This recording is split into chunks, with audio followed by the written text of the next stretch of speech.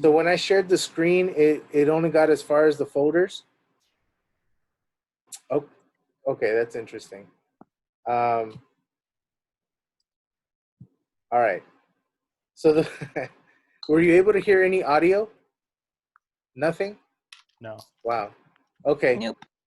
So on when you click on the link, if you can try it on your own, when you click on the link, it'll open up into a video, and you'll be able to view both of the presentations.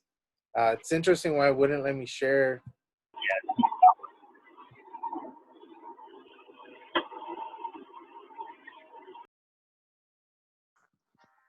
Huh.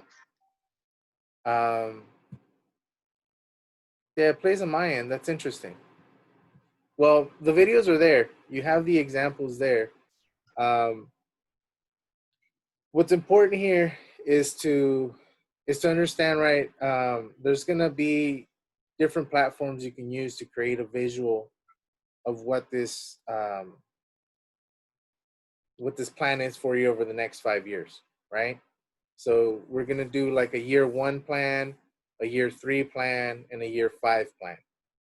So by the end of this upcoming year, what are some of the goals that you want to set, right? What are some of the markers that you want to hit? And year 3, year 5, same thing. But what you should notice is that they all have something to do with one another, right? So if you're doing research and you're getting into the academia side of things, year 1, maybe year 3 or year 5, you're getting into graduate school, or you're doing your own form of personal research in graduate or professional side of things. Does that make sense? And so the effort here is for you to, again, one is envision it, and the other thing is strategize around how you're going to have this vision come to life, right? We've had people from different departments around UC Santa Barbara. They've spoken to you. They've told you about different resources. What do you plan on utilizing, right? And so you don't have a ton of time to get everything in motion, but what are some of the bigger priorities that you see, right? It could be like mental health. It could be research. It could be internships, right? Travel. What are some of the bigger chunks of what you want to do, right? And obviously, there's going to be a lot of work in between, right? But again, the goal is to get you to envision it, but also to kind of build a long-term strategy for you to get to accomplishing those goals in an efficient time manner, right? So, do we have any questions so far? No?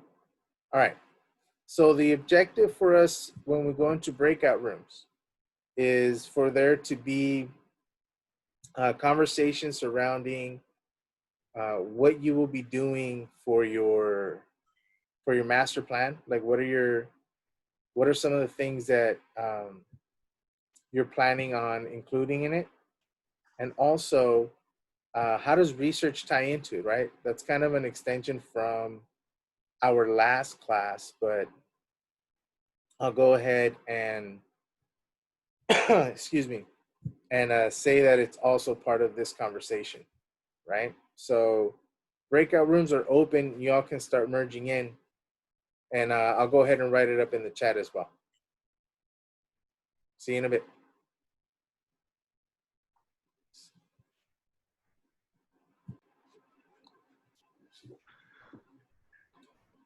Hello?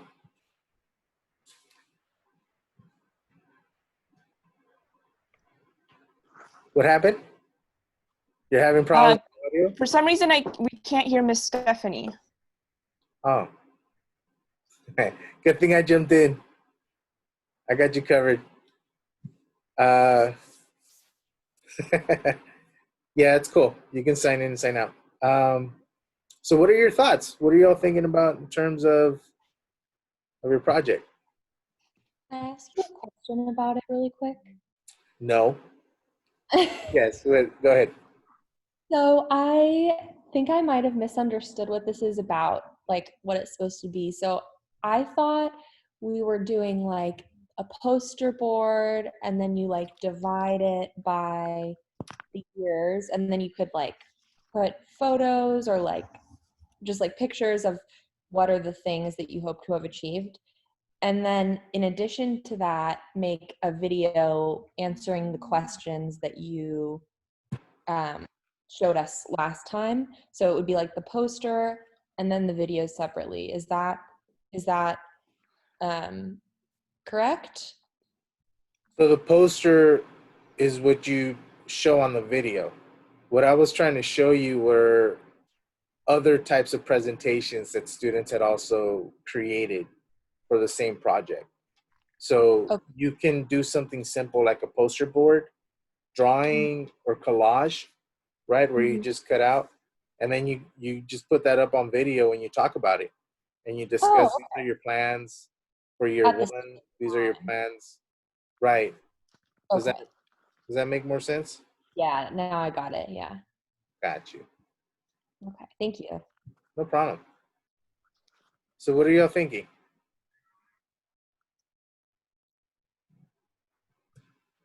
I was just gonna do a poster, and then yeah, You're gonna do a poster? yeah. I already like went to Michael's and I bought like pens and stuff and like a paintbrush. So I'm gonna sort of do a collage slash poster also. I've got more art materials at my house than I know what to do with. That's not always a bad thing. I get my kids to do art stuff all the time with their leftover materials, and so it's therapeutic to an extent. So it is also okay to use our computers, right, to make this kind Excuse of me, could you poster? repeat? It is okay to use our computers, right, to make the collage Yes. Right. So because PowerPoint is essentially like a digital collage. It's mhm. like a digital way that people present today. Before PowerPoint, we used to have poster boards. Poster presentations was what we did in person, right? So it's just whatever you're most comfortable with, right? We have some artists that represent things um, easier for themselves under different platforms. So I just want to give you that space to choose whatever you want. Okay. And is it okay to use Adobe XD? Because I was I was learning how to use it just because I figured that it could be easier to insert images in that kind of setting rather than PowerPoint because PowerPoint sometimes makes it harder And to yeah, put it all in just one big image. I think it should be able um, to hold your file because sometimes in the past, Gaucho Space wasn't able to pick up certain what is it? Like it wouldn't be able to pick up Adobe. It could only do JPEG or PDFs or Word documents. But now it's gone beyond that. So I think you should be fine. Okay. Give me one quick second. I have to. This is so crazy. I have to leave the room to let Stephanie back in, and then we'll both hop back in. Right. So gather some of your thoughts on your presentations. We'll be right back. Oh, so.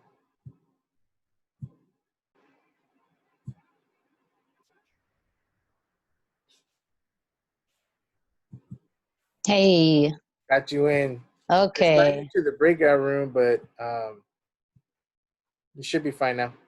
okay. Hey, Joaquin. And just like use words instead of photos. Sorry, just jumped in. I didn't hear. What was that? Oh, that's okay. So my question was if we could like omit the artwork and really just like write down our goals in like a chart, or if you Yeah. would prefer to have like pictures and stuff with it. No. Visuals are words, right? Words are visuals too.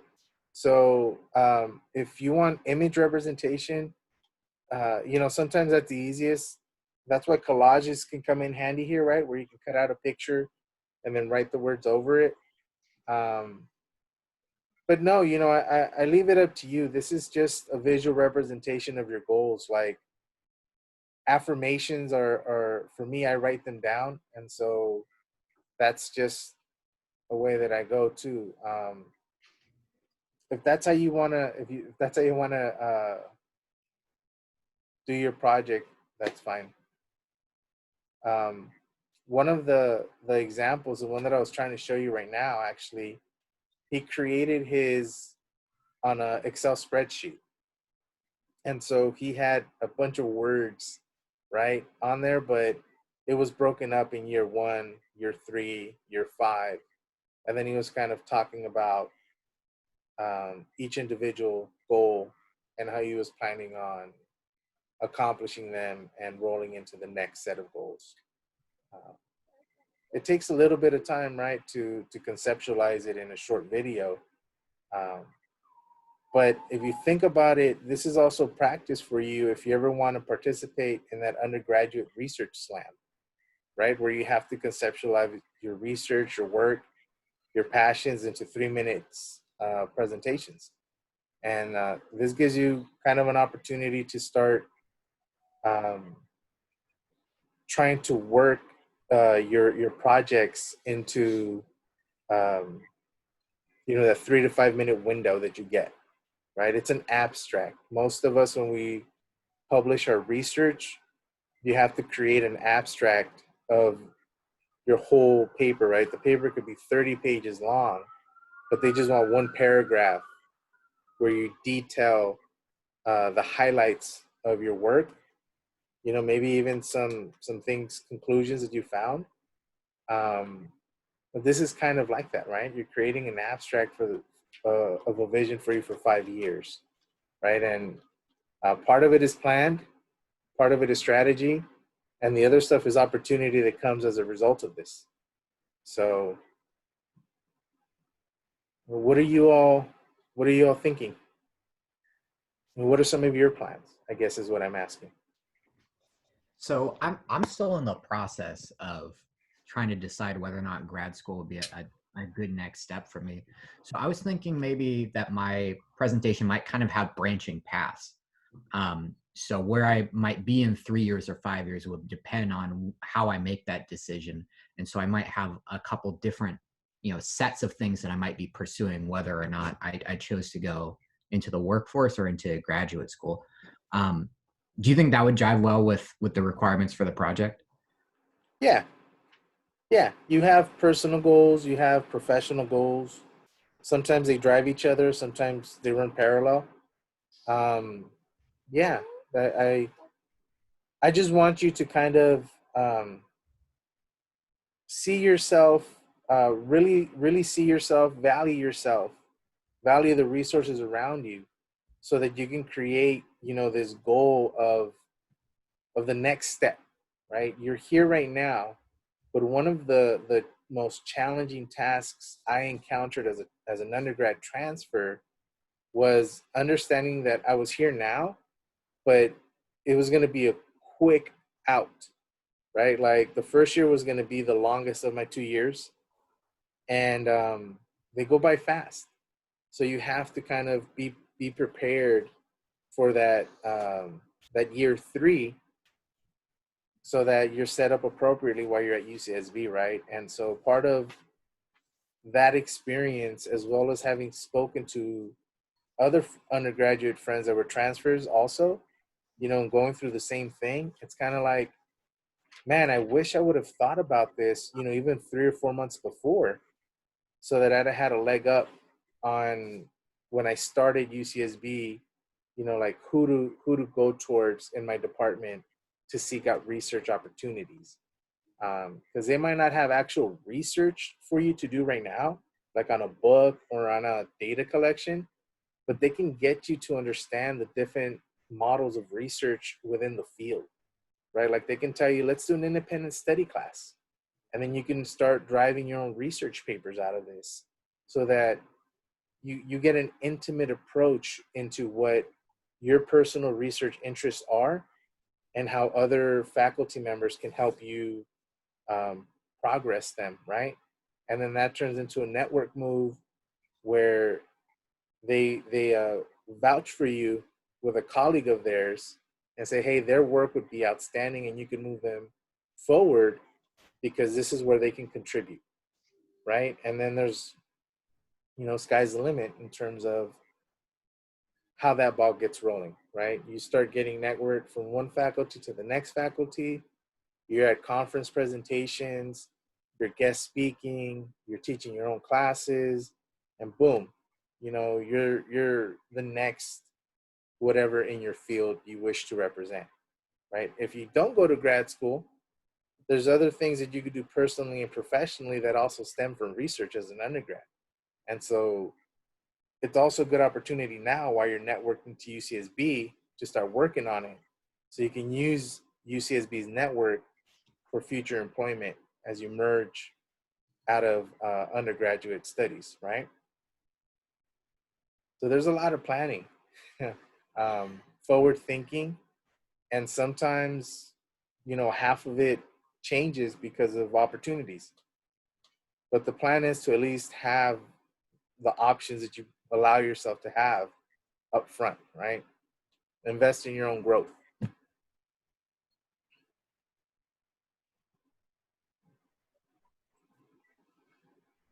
Anybody else? What else are folks including in their 1, 3, 5-year plans, even if it's a rough draft? Like for myself, my problem is like narrowing down exactly what I want to do. Like I have like all these goals and like everything's like all scattered in my brain, but I don't know how to articulate it into paper, like even into words, so that other people understand what avenue is like best for myself. So I don't know if you have any suggestions. And like I've done like the little clouds and like put it like, okay, this is what I want to do. These are my qualities and all that. But it's just like trying to like narrow it to like, okay, this is exactly what I want. Yeah, I mean, first off, multiple things. I don't think like Mario just mentioned that everything that goes on this has to stay on this, right? That it's not exactly what ends up happening, or or of the like, right? Is totally fine. When it comes to organizing the ideas and the different types of goals that you have, I would say to sort of divvy it up in terms of realms of life, right? I think the professor also mentioned earlier, right? Maybe categorizing them by mental health, by financial health, and these different aspects of our lives might help you help provide a structure for that. Does that make sense? Yes, it does. Thank you. Mm-hmm. Anybody else?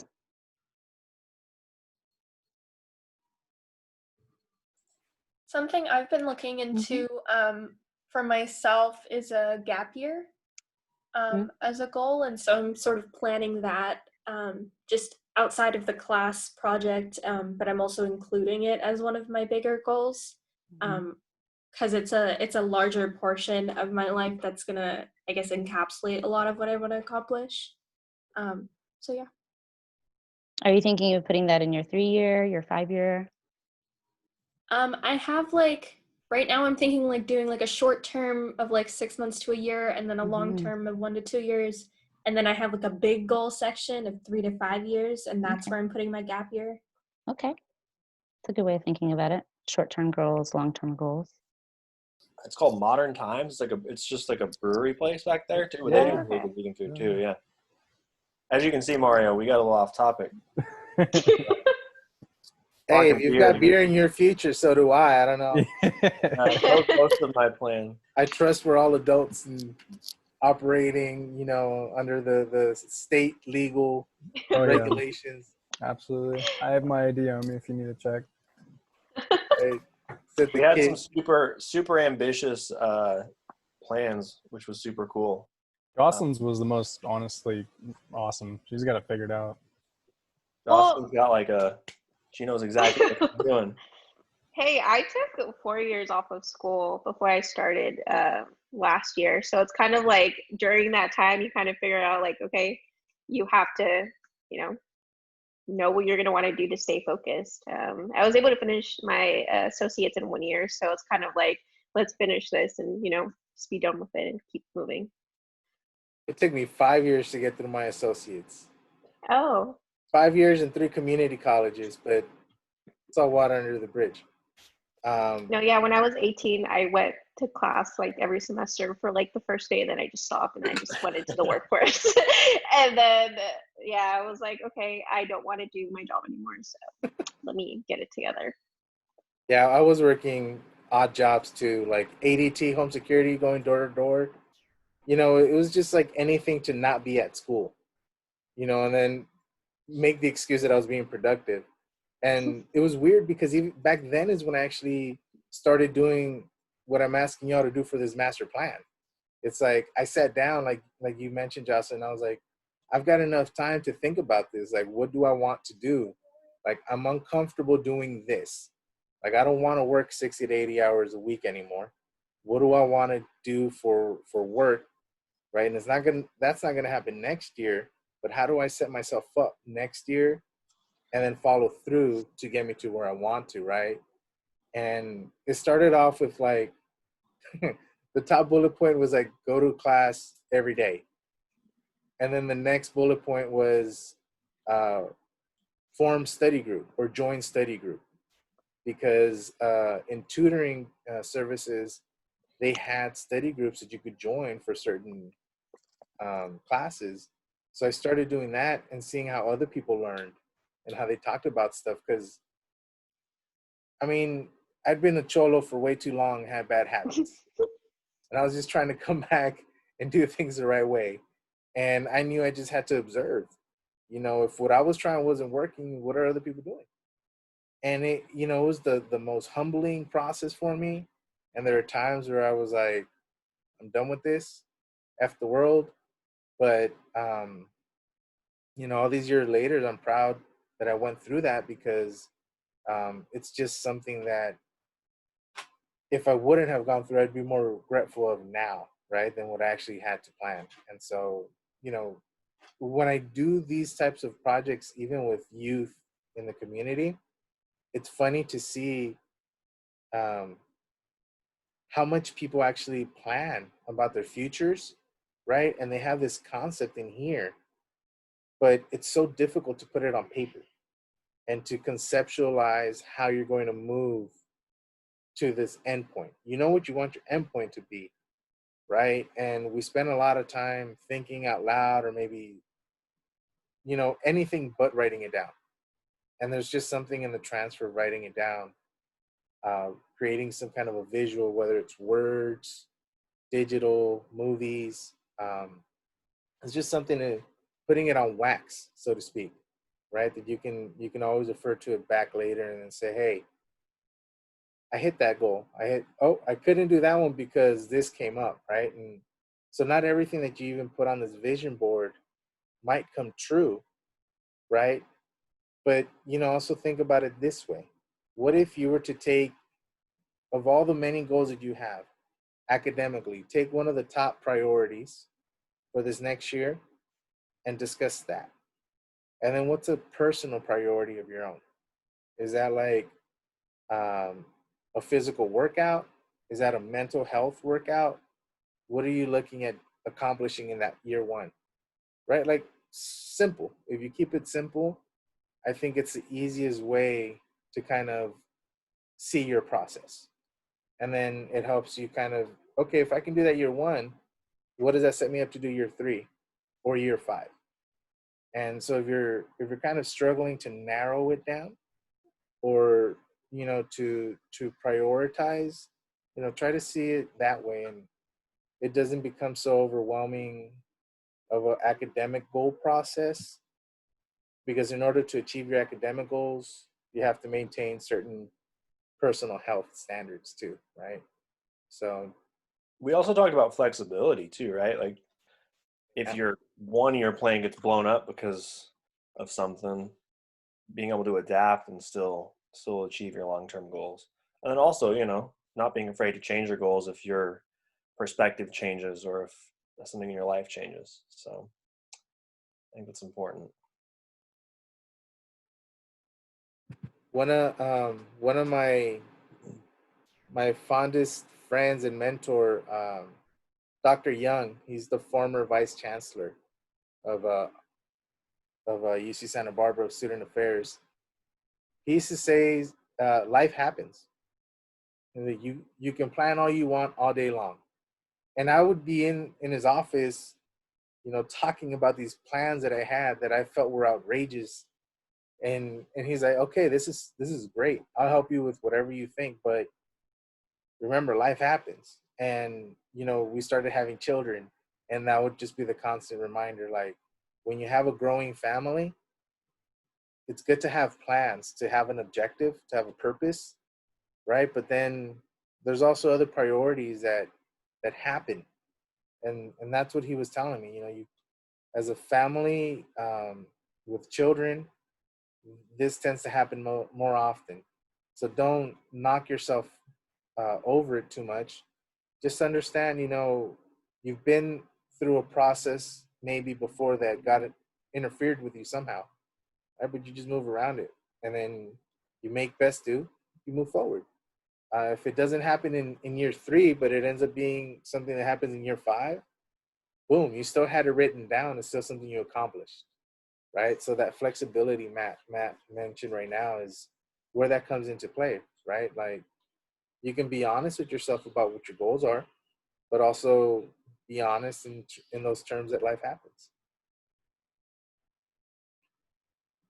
This is a great conversation. I'm actually going to join the last breakout room. Hopefully they haven't erupted into complete chaos. But I'll see y'all in a minute, all right? Thank you.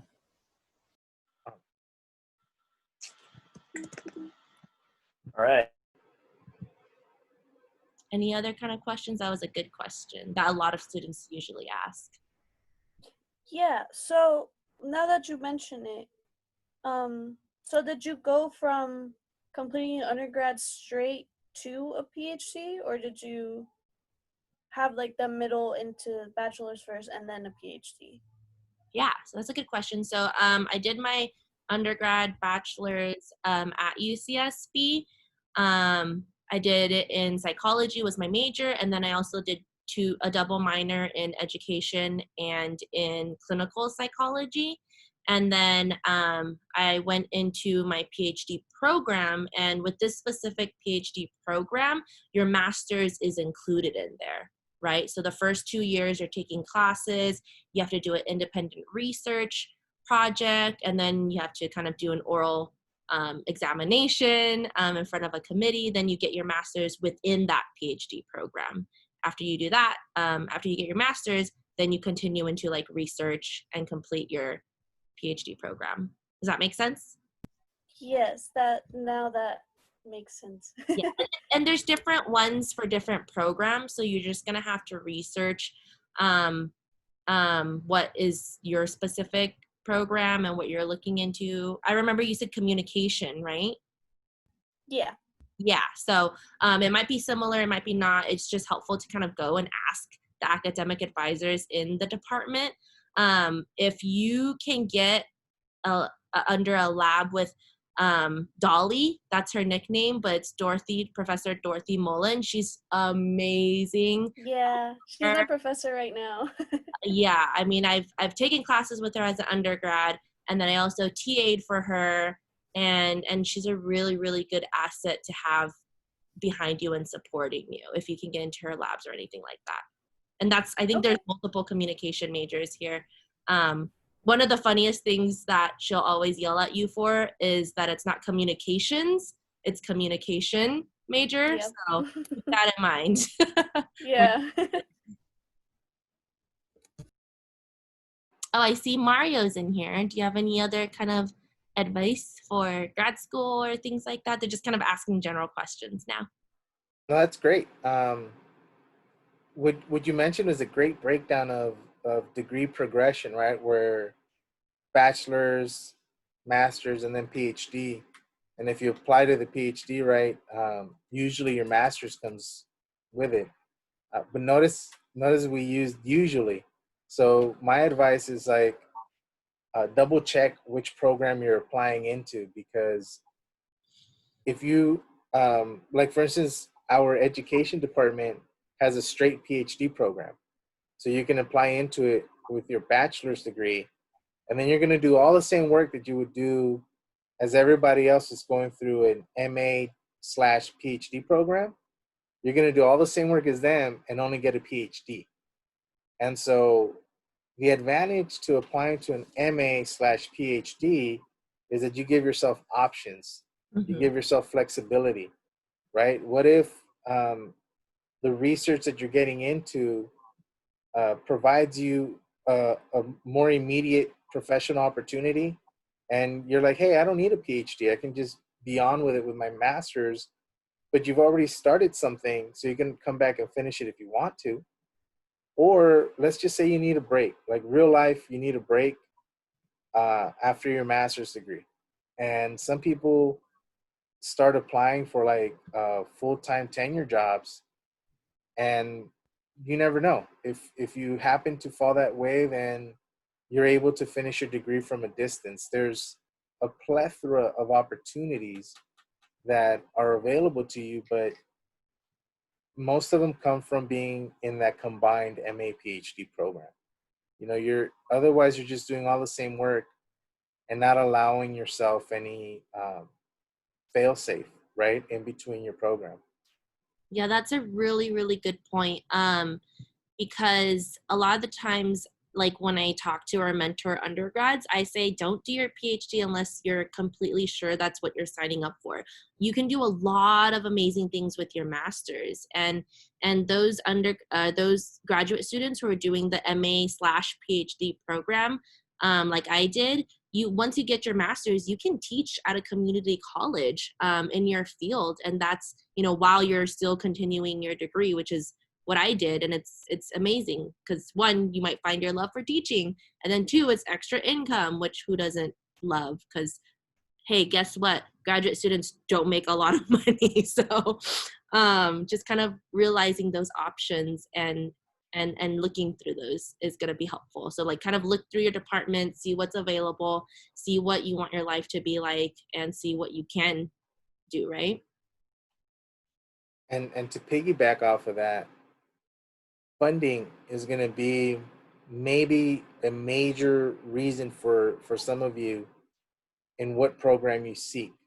And one thing that I found out is that sometimes your career opportunities that are offered to you while you're in graduate school actually end up benefiting you, because part of the actual salary benefits to those jobs are that the companies will pay for your graduate work. So I've known friends that took specific internships going into graduate school, like after the first year, because they knew that those internships could roll into a full-time job.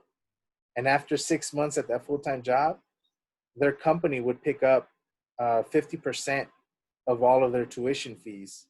So now they didn't have to worry about, where am I going to come up with all this money for tuition if work paid for half of it, right? And so I know if you're a UCSB employee, I think it's a 33% benefit that you get. So, you know, there's so many different ways of approaching the term of your graduate schools, right? Because just because you're in an MA PhD program and they give you 7 years to finish it, doesn't mean that that's how it has to happen, right? Life happens sometimes, and if you have to reprioritize and get that full-time job to help your family or other responsibilities, your degree has already been opened up so that you can come back and finish that second portion of it, right? So that's why that MA PhD option, I feel, is at least enough for me to make a note of it for you. You know, and that's a really good point, Mario, because that kind of tied into the other question that we had of if you should directly go into a program. Sometimes, you know, if, like I said, if you want more experience, you want more letter of recs, you're not completely sure what you're doing, you can go work for a few years in the industry. And then with that bonus, right, is that wherever you're working, they might offer to help you go back to school. And that's like another kind of thing you should keep in mind when you're looking for a job, or if you're trying to decide if you want to take a gap year. That's a really good point. It is. I'm gonna actually leave the room, and in a minute or so, we're gonna join back in the main session. So, okay, great conversation, y'all. Thank you. Okay, how do you plan on using goals? And these are listing some of said resources so I could just simply incorporate it. Yeah.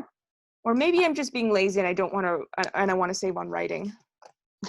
Well, you're still presenting it, right, in your recording. So I would assume that you'd be doing more than just reading off the few words on your visual. I wouldn't just be reading off of them. That would be, that would be really lazy. I mean, I have to make a poster and whatnot, but I was just thinking that, I have absolutely almost no use for this stuff whatsoever. It's been lying around useless gathering dust. Upcycle it, absolutely.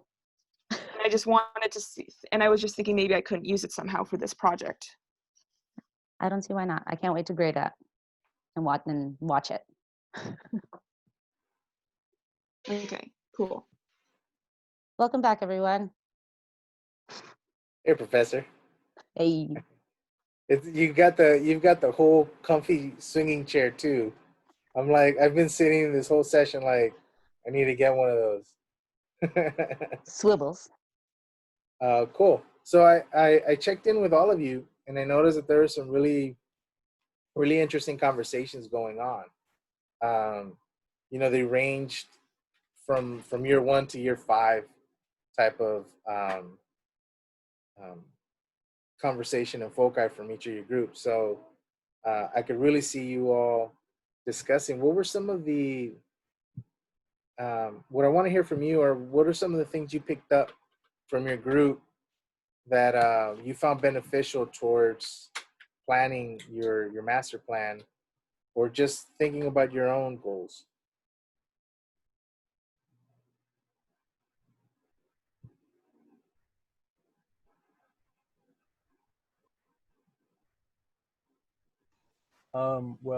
Matthew was very nice, and because I was struggling trying to figure out exactly what my five-year plan would be, and pretty much you just said that.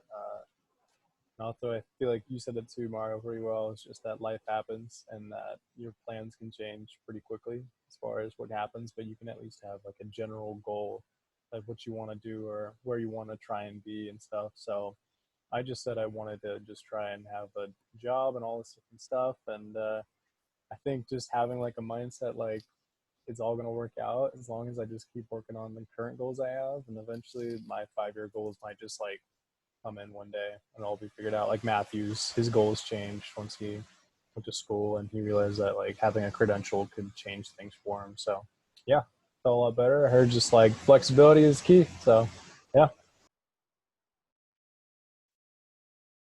Yes, that was a great point that I heard across all of the sessions, right? Where allowing yourself the flexibility to understand that these goals can shift, change, or not come through, and so allowing yourself to know that life happens, right? That these situations can alter your path. That still doesn't deviate from you setting those goals, right? It's an adjustment, right? So it's kind of out of that. And I mentioned it with one group that I actually started writing down these form of vision boards and creating collages really when I was at the community college, and I was struggling to kind of find a foot, on what to do, right? I've been doing the right thing. I've been signing up. I've been enrolling. It's just hard to click over and become a good student. I just had bad habits and really probably not enough motivation to change them. And I started writing down, what I wanted to do, and I knew that I wasn't going to hit my career goal in 1 year, but what could I do this next year to set me up? And so, I did many ones, right? It was like 3 months, 6 months, and a year. And I just kind of started that way. When I got to the community college, Puente was the one that changed it from 3-6 a year to 1 year, 3 year, 5 year. Because they're like, you're going to transfer within a year, you're going to graduate 2 years after that. And then potentially, if you're in graduate or professional school, you could have a master's or some degree 2 years after that. So start thinking about that vision and lining yourself up. And that didn't come to me until I was already on my way out. Yeah, and so in conversations with many of my friends as an undergrad at UCSB, we were kind of all on the same wavelength. And I've had a lot of students kind of express the same thing, like, we'll take classes as they come. Um, and that's okay. But at the same time, um, you're not helping yourself out as much as you could. Right. And people are really there in spaces to help you grow and to help you accomplish whatever you want. Sometimes it's just up to you to make that first step. Right. And so hopefully for some of you, um, writing this down somehow or creating a collage somehow, will allow you to see what those next steps are. And having those next steps at least written down, it changes it from being, just abstract in your head. You can actually say, okay, this is the plan, this is the strategy, and then, adjust as you need to. Let's see. Let me check in with you. What about research? Did you all consider into your overall planning for this assignment? Like how does the research component play into it?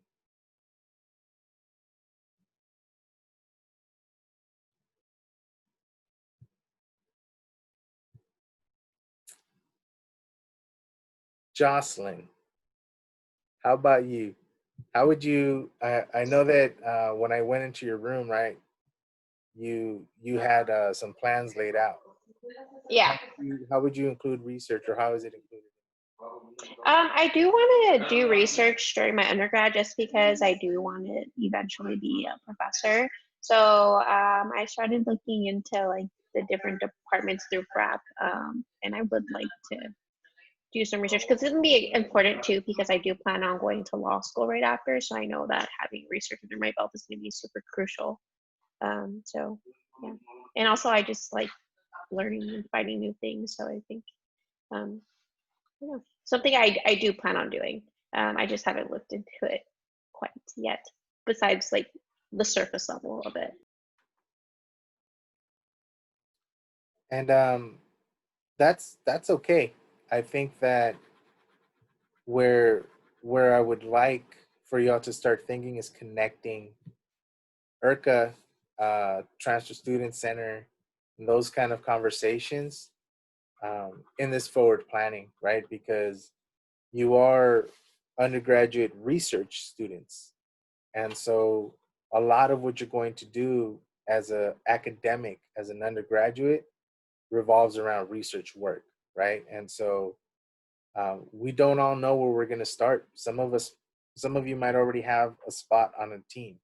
Some of you haven't even hit the IRCA website yet, and that's okay, right? But just, hey, for this first year, I want my goal to be trying to find a job on campus that allows me to do research on campus, right? Or with a faculty member on campus. And that's your year one goal, right? It doesn't have to be anything crazier than that. It doesn't have to be that you have to write a 20-page research paper on top of that. It's just you're making contact. You're getting on a team, right? And then next step for next year is that's going to roll into a potential letter of recommendation for grad, professional, or career, right? And so that's kind of the thought process regarding research that I'd like for you to start conceptualizing for yourselves, because definitely the opportunities that are available for you. All right. Do any of the TAs want to jump in and share something as well?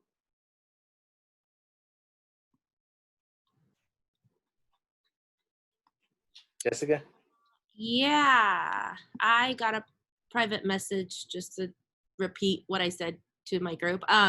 Some of you who are kind of like having trouble or struggling thinking about 5 years or 3 years down the line, which is totally, acceptable, totally fine. Things change, that happens. But if you're kind of struggling thinking about what to do or write or plan, a lot of the times something that I like to practice with myself when I'm thinking about the future is when you think of 3 years down the line, who do you want to be? What do you want your life to look like? And sometimes that helps you kind of plan out the steps to do that, right? So for me, I gave an example. For me, in 3 years down the line, I want to have a job and be a lecturer, a professor, or be a clinical director, right? So that's who I want to be. And so I kind of break it down from there and go backwards and think about the direct goals that I can do. Another one is that I want to own a house, right? So financially, I want to live in a house, someone that is a homeowner, right? So then what are the steps I can do to do that and break it down backwards? Another one is I want to have a healthy body so I can produce a child, right? Something like that. So what can I do to kind of start breaking down, maybe take daily walks or something like that. So a lot of times if it's so broad that you're struggling to come up with a direct path, you can kind of think of the end goal, right? Or closer to the end goal of who do you want to be in 3 years? What do you want your life to look like in 3 years or 5 years? And sometimes that could be helpful to get like a starting point. To add to that, if you're thinking about becoming, let's say, a lecturer or a fill in the blank career job, and you don't know what that actually entails, you could look up job descriptions right now, right? So you could go into any UC or Cal State or college of your choice and see what requirements they hold for that position, and then use that to help you understand the types of resources that you could or should be tapping into in order to go up that path, right? Those great options, Jessica. Anyone else? Stephanie, Matt? In terms of research? Yeah, or just general advice and on approach with this planning. I think Jeremy kind of nailed what we talked about. I try to be very clear that plans change, right? When I first went to do my undergrad, I was going in a completely different direction from where I ended up. And I think I sort of made the comment to I think maybe what was a struggle for me was my plans becoming my identity in a sense. I saw myself as a future thing in that field, which made it harder to give up. And just keep in mind that as important as your education is, it's one piece of the puzzle. It's one thing that you're doing, and your welfare in terms of your social life and your family life and everything, and being a part of your community is equally important. So your ability to stick to these plans to the letter of how you wrote them out in this class is not the measure of your success or failure. This is just sort of a general roadmap about the direction that you're going in. And it's malleable. It can be changed as you go along. So that was sort of the big thing that we talked about. Research, probably one of my biggest regrets about my undergrad is that I didn't take a lot of opportunities to participate in research. Similar to Mario, I kind of bounced around a few different schools to finally complete my undergrad. And then by the time I was in the last year or two really trying to get it done, when I was in a position as an upperclassman where maybe I could do some stuff research-wise, I was in full-on let's just get it done mode. So yeah, I think if I could go back, I would definitely try to get more involved. If I had a better picture about what my future career was going to look like, I would try to get more involved in research in that career. And So Stephanie can probably speak to this more also, but I know that there's opportunities for undergrads to do research in the ed department. If you're interested in ed research, there's like an independent study class that you can do where you end up helping grad students and some professors, I think, with research. Mario can probably speak to that too, but there's definitely classes you can take where you can get credit for doing research as well. I don't know if that's all departments or just ours, but yeah, anyway, that's mine 2 cents.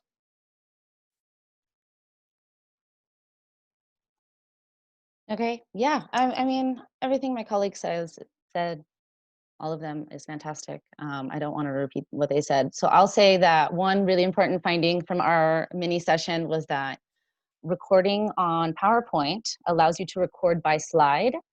So if you want to use that as a format, you don't have to go back if you flub up and want to have to re-record the whole presentation, right? You can do it like slide by slide.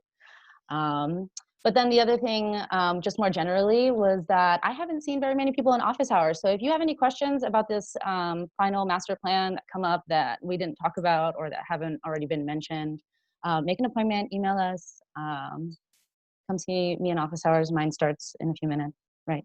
All that. Anybody in office hours? I just hang out and stare at a blank screen. It's a super productive time for me, actually. Yeah. I've had a few. I will say I've had a few. And by like few, I mean like this many. Totally the same. If you guys want to come chat about this project. Yeah. One thing I will say on the last is a lot of students kind of have been mentioning that they don't know exactly what they want to do in their field, and that's totally okay.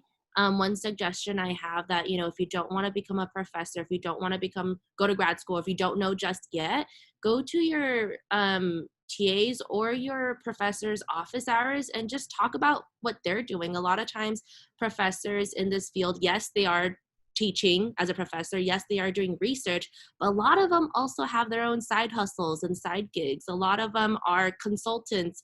A lot of them they have their own practice, regardless if it's a psychology, education, writing department, communication department. A lot of them have their own side things that are going on. And if you go to their office hours and just talk about that with them, they're happy to tell you about it and give you other opportunities that's not just going to grad school and, getting your PhD and teaching as a professor and doing research. So just really open the doors for that.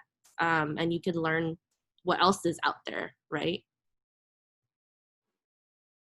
And that's a great point. I know that part of what I try to do as an instructor, professor, whatever the title, educator is I try to provide a personal insight in my class to how the research work that we're discussing in class applies to the real world, so that students can see that in their own work, right?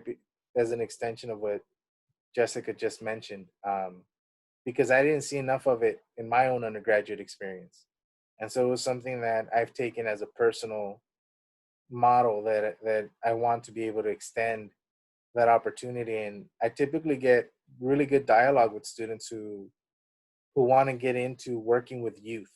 They just don't know where to start, right? Like, how do I figure out what I want to do? Or, well, you can start volunteering at a school locally, right? Once you start working with kids in school environments, that's where you really get to see where the extension of some of their personal, academic, or social issues um, are going to and coming from, right? And they'll talk about them with you. They'll get you involved, and then you'll start to see what you gravitate towards, right? Opportunities will present themselves. I've had students volunteer at the local elementary school, and then the following year they get hired work study. So now they're like tutoring and running programming for after school programs all year long into the summer. And they either stay on and end up becoming like lead counselors in the program, or they end up using that to piggyback into graduate school and finding a specific work that they want to continue to do, right? So those all come from opportunities of just participating and being involved right, at a local level. And we all, as professionals, have different paths, access points, contacts, whatever you want to call them, into what some of you might see as your own careers. So if we can't personally discuss to you about that, we definitely have the capability of saying, hey, well, you know what, I know so and so, and moving you in that direction, right? Whatever suits you best. Yeah, so just let me know. Let any of the TAs know. I know that we have 1 week left, right? We have two meetings together. One of our meetings next week, I believe it's on Monday, is with Dr. Fumasa, the director of the Transfer Student Center and the Ondas Center. So she's going to come in and speak to you all for a little bit. And then Thursday will be our last gathering. So we'll have an opportunity to have, yes, Tuesday. We'll have an opportunity to have, sorry, a couple students present if they want to, their videos on Thursday.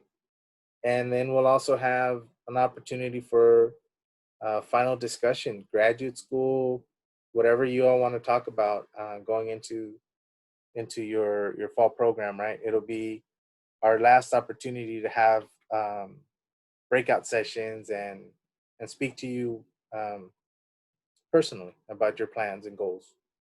So I hope you all have a good weekend. Please stay safe. Please social distance, wear your masks. And if you have any questions regarding the assignments or life in general moving forward, please feel free. Email us, let us know. Alrighty? Y'all have a good one. Stay safe. Thank you. Bye. Thanks, boss. Bye, y'all. See you in a bit. I'll come during office hours, I promise. Bye.